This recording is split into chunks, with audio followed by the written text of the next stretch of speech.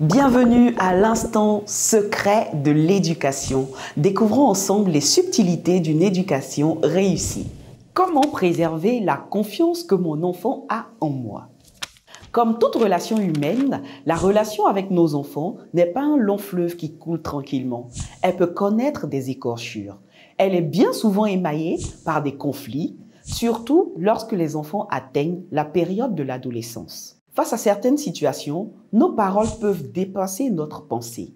Une gifle peut partir alors que nous n'avions jamais souhaité nous montrer violents envers notre enfant. Il peut aussi arriver que la parole ou l'attitude regrettable émane de l'enfant.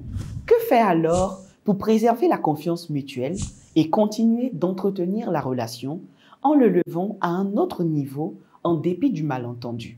Comment faire pour que ce conflit soit l'occasion pour tous les deux, parents et enfants, de faire grandir la relation? Le secret est de soigner la relation en revenant ensemble sur ce qui s'est passé. Lorsque les émotions fortes, à savoir la colère et la tristesse, ont fait place à la raison, il est important d'en reparler avec notre enfant pour soigner, réparer la relation que nous avons.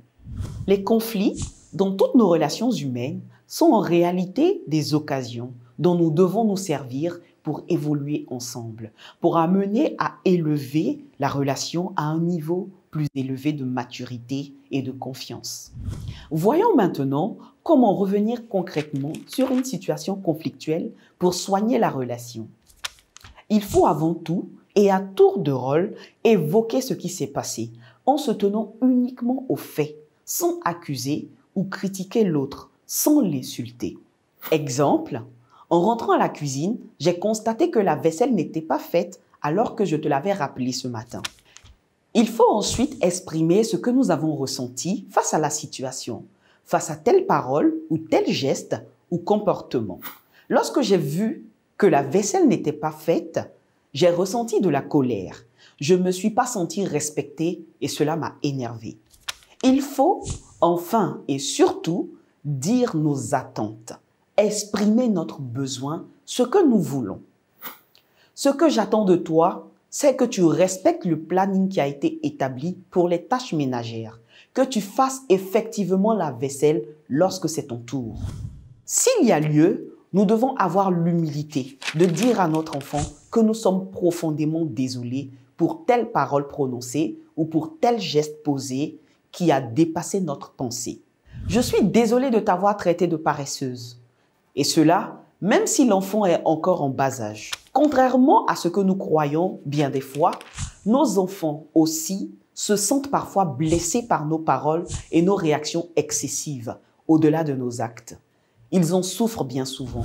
C'est en prenant l'habitude de revenir plus calmement sur les situations conflictuelles avec eux, dès le bas âge, que nous leur enseignerons le mieux ces compétences de vie. En plus de nous permettre de soigner la relation avec notre enfant, le fait de revenir ensemble sur une situation conflictuelle, d'en parler plus calmement, est aussi l'occasion pour nous de lui apprendre à faire de même dans ses relations avec les autres aussi, de lui en donner pleinement les compétences et les outils. À bientôt pour un autre secret de l'éducation.